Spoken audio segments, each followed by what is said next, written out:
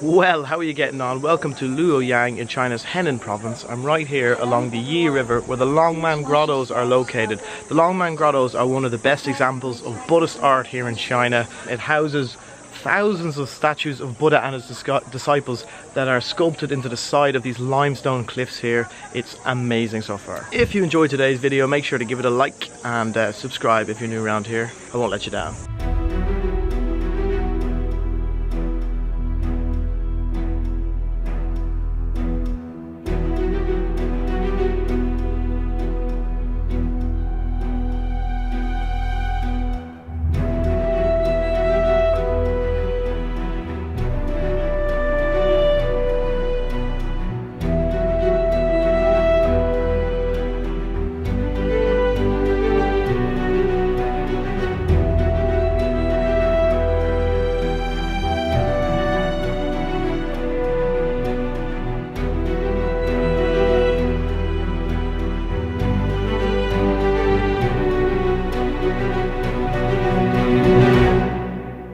Currently walking up to the biggest Buddha there is here, and whoa, it is huge.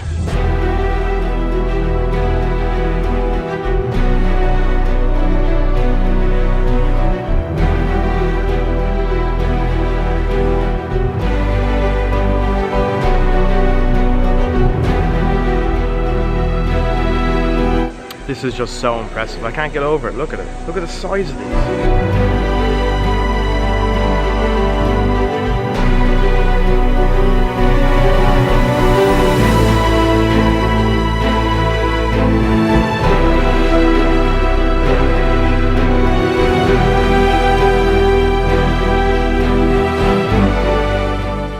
Okay, so I'm crossing over the river Yi now, and there's more caves over the following side, or the far side, but I just can't imagine that that massive Buddha carving can be topped, but we'll see. I mean, there's loads more stuff over here, so who knows. Everyone looking at me because I'm vlogging. Ni hao. 谢谢.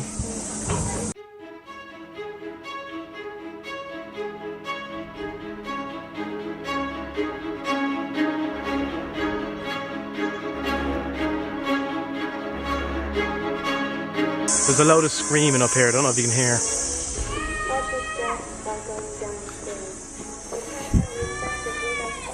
Please watch your steps while going down the stairs. Protect and respect the Buddha statues is everyone's responsibility. Please do not touch or draw on the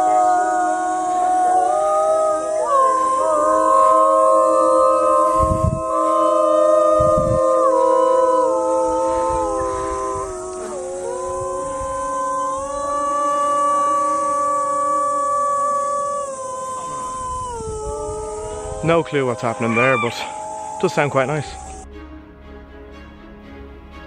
The best thing about coming over to this side of the river, hands down, is the view of the other side. Look at that.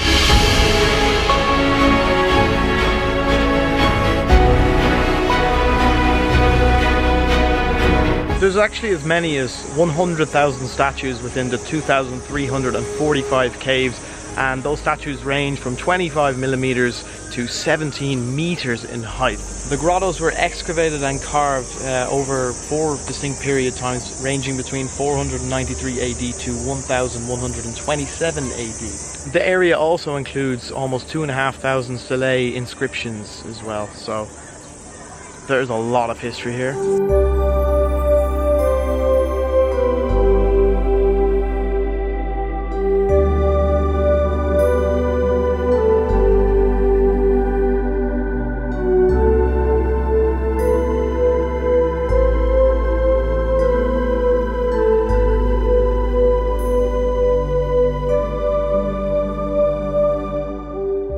I was just up at that temple there, as you saw. I'm not really sure what the story is with it. I didn't really learn much up there, to be honest, but it had nice views of the grottos and the river Yi, and it was very nice. But I mean, I've seen a lot of those little temples at this stage, and they all kind of follow the same architectural structure, so I'm not saying that's a bad thing, but I'm just, you know, it's not so special anymore. It kind of loses its thing a little bit, especially when you've been to the Forbidden City and the Temple of Heaven.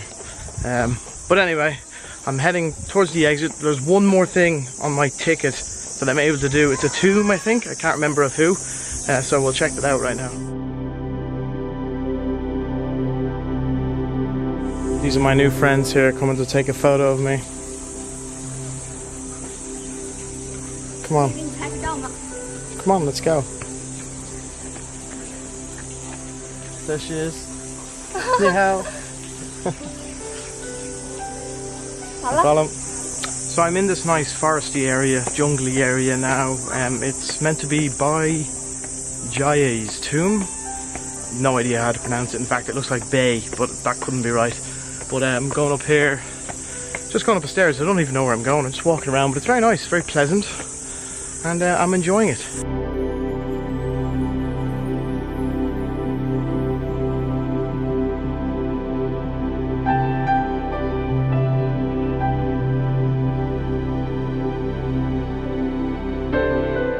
Right, so it was quite nice in there. Still not 100% sure what it was about really, but I think that wraps up my trip to the Longmen Grottoes. 10 out of 10 in my opinion, very good. There actually wasn't even that many tourists here today, which is really good.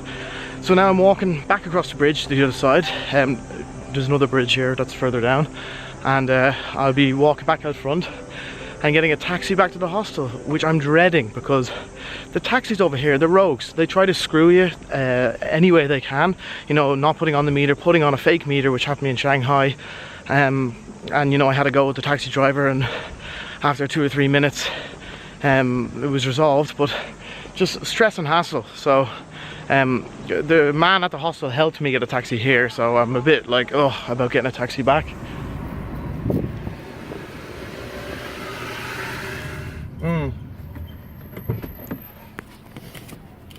Yeah.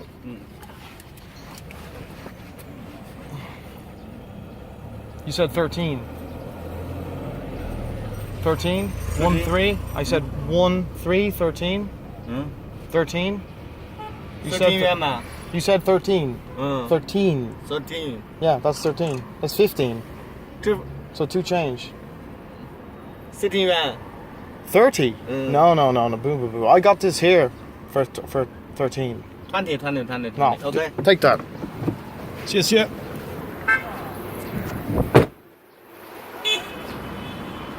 Trying to charge me more.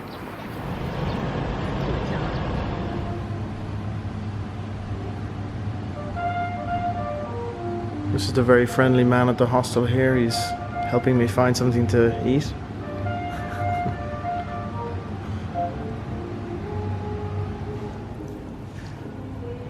That was very nice of the guy inside the hostel. He actually came into the restaurant and helped me order because it's all written in Chinese, and it was quite a nice meal. But I always have to have a box of Oreos after because it just isn't enough food. And look at these high rises behind me. Like, I actually thought Luoyang was going to be small, but it actually turns out the population is 6.5 million. So that's the smallest city I've been to so far. 6.5 million. Still about 2.5 million more people than my country. Crazy. Heading to Xi'an next, looking forward to it. I think it's about 2 or 3 hours. I don't really like filming on the trains and stuff because I just like to relax and unwind, and I actually have to edit this video on the train as well. So, and for those of you who watched the previous video in Nanjing, you're probably wondering what happened, because you know I had to go to Wuhan for a night, which I did go to, and there's a bit of a story there to tell you. So I arrived in Hankou railway station in Wuhan, and the hostel I was to go to was only a short walk away, like 500 meters. So of course I walked with my bags, very hot, so I was sweating away as I normally do, and I arrived to the location that Google Maps told me was where the building was, and then this woman on the street was like, you know, speaking in Chinese, no, no, no, no, no, no, and then her husband came as well, and the two of them, no, no, no. And I was like, couldn't see any sign of a hostel anyway, so I showed them the name of the hostel on my phone, or at least I thought I did, or whatever. And they were like, oh, it's up there or whatever, you know. We were talking through my translation app, and they brought me up to this building. I kind of hesitantly went with them to the 11th floor of this building, and they brought me into kind of some apartment or whatever, and there was a room. It was a nice room, and they were like, I knew it wasn't a hostel. I was like, oh God, what's going on? So they were like, it's yours for 70, they typed on the translation app. I was like, no, I have a booking somewhere else, And then they actually, they got that and they were like, oh, fair enough, it's a misunderstanding, and they had a look at the address and they actually pointed me in the right direction. So Google Maps had put me in the wrong place. It was another few streets down where I was supposed to go, so I went down there, and then there was no sign of where I was supposed to go, so I was like looking around. I was panicking at the stage because it's now about 8:45 p.m. and there is no, I'm sorry, the last check-in is at 9, so I'm panicking now, and I'm dripping with sweat from carrying my 2 bags. And I asked a woman on the street, and she's not 100% sure. She's like, she's looking, she's like, you're here, like you're in the area or whatever. She went into a shop then that was beside us and asked someone there, and the 2 people from there came out. I think it was a mother and a son. The son spoke a little bit of English, and they actually paraded around the area with me, asking people where it was or did they know. No one knew. But anyway, we eventually got around to where the address was, and it was just an elevator. And they brought me into the elevator, and we went up to the 6th floor. Actually, in the elevator, a guy got in who lived in that building, and he's gone to the 5th floor. Knew nothing about a hostel. Anyway, he got out of the 5th floor. We got to the 6th floor. A door straight ahead of us. Went through that door, and voila, I knew by looking that it was the hostel. So a sigh of relief, 100%. But the minute the door opened, about 10 Chinese people all just turned and looked at me like, and they're staring at me like I was a rabbit in headlights, a deer in headlights. And I said thank you to those guys, and I had to take off my runners and put on these little slippers, and then some Chinese man was just like, follow me, like he's speaking Chinese. I followed him, and he kind of brought me into a room and took a bag off a bed and was like, gestured to me as if it was mine. So I was like, okay. Anyway, I'm sitting there on the bed for a while just thinking, this is bizarre. And I walked out to the living room again looking for the bathroom, and I was like, bathroom, and they're all just looking at me. I was like, anyone know bathroom? Toilet? They're all still just looking at me. I actually had to make a peeing gesture, and then they pointed at the door in the corner, and I went over there and I opened that, and there was someone in there, so I had to close it again. There's only one toilet in the whole place. So I went back to the room and was just waiting a while, and then after another while I went back to try again, and there was still someone in there. And then the 3rd time I went, there was no one in there. But when I was walking to the toilet, one of the girls in the room goes, hello. I looked at her, hello, and they all start laughing. So they're kind of warming towards me a little bit. Anyway, I come out of the bathroom and I decided, screw it, I'll sit down in the living room. So I sat down, and time rolled on, and we ended up speaking through translation app, and all of them added me on WeChat. They all wanted a photo. They, like one of the girls who was married to the owner, they're like, people lived there. There were tents in the living room and everything. I'm not really 100% sure what was going on.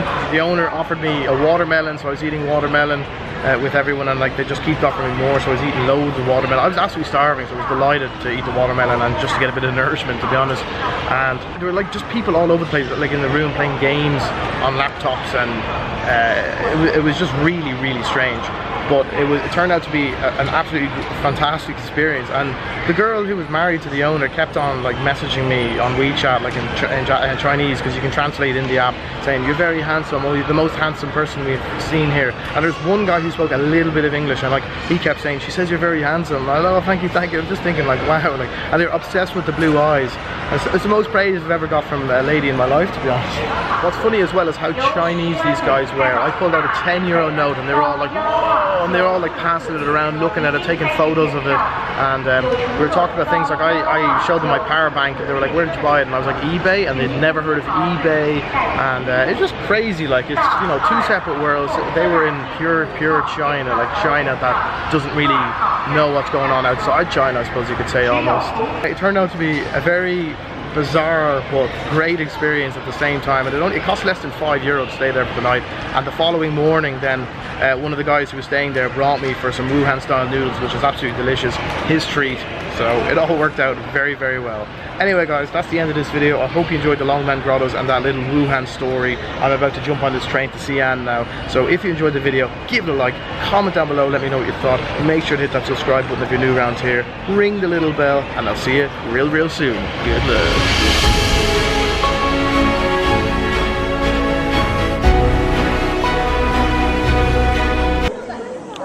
Trying to get a nice photo of myself, but people just keep getting in the way. I got one already, but not happy with it, so I need to go again.